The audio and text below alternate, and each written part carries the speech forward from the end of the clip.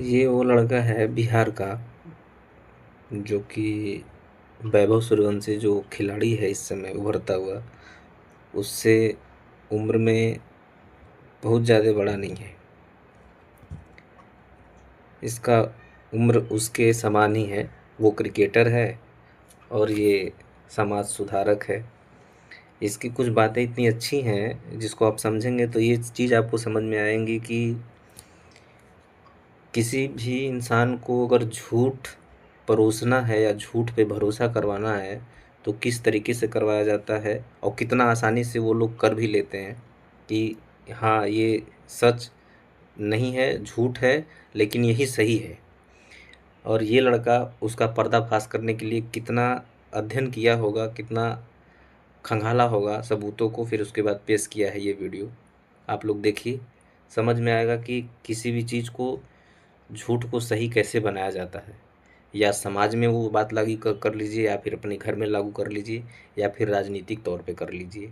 और ये वीडियो जो देखेंगे आप, ये राजनीतिक तौर पे बनाया गया है। मोहम्मद जुबैर के सर से लोड थोड़ा कम करते हैं। चलिए इस फोटो का फैक्ट चेक अब हम करते हैं, क्योंकि इस फोटो को अक्सर इस तरह से डिपिक्ट किया जाता है जैसे पूरा देश नर्क की खाई में फेंका जा रहा हो और इंदिरा गांधी सरकारी कामकाज छोड़कर सरकारी खजाने से ही सरकारी जहाजों में बैठकर राहुल गांधी का बर्थडे मना रही है। इस तस्वीर को 2014 के बाद अक्सर सोशल मीडिया पर बीजेपी IT सेल और उनके चाटुकार अंधभक्त विपक्ष की छवि धूमिल करने के लिए शेयर करते हैं, ये दिखाने के लिए देखो कैसे राहुल गांधी बचपन में आराम की जिंदगी जीते थे और हमारे मोदी जी बचपन में स्टेशनों पर चाय बेचा करते थे। और इसके अलावा भारत के शुरुआती अंतरिक्ष मिशनों की तुलना भी करते हैं कि देश के साइंटिस्ट साइकिल और बैलगाड़ी से मिसाइल ले जाते थे और ये बचपन में जहाज में बैठकर केक काटते थे, जबकि सच्चाई इन दोनों बातों से बिल्कुल अलग है। ये जो आप तस्वीर देख रहे हैं, ये राहुल गांधी के 7th बर्थडे की है। 19 जून 1977 को अपने बर्थडे पर निश्चिंत होकर इंदिरा गांधी, सोनिया गांधी और प्रियंका गांधी के साथ विमान में केक काट रहे हैं।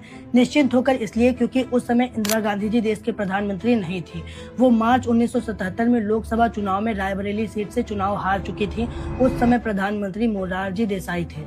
हार के बाद इंदिरा गांधी परिवार के साथ समय बिता रही थी और जब ये केक काट रही हैं, तभी ये एक पारिवारिक निजी यात्रा थी। अब ये मत पूछना जब देश में त्रासदी थी तो इनके पास निजी जहाज कहां से आया। तो मैं आप सभी लोगों को बता दूं, देश में इतनी बड़ी भी त्रासदी नहीं थी कि भारत के पास एक भी जहाज नहीं थे। सरकार के पास तो जहाज थे ही, इसके अलावा टाटा, बिरला और महिंद्रा जैसे बिजनेसमैन, पटियाला, जोधपुर, मैसूर जैसे कुछ पूर्ववर्ती शाही परिवारों के पास भी खुद के जहाज थे।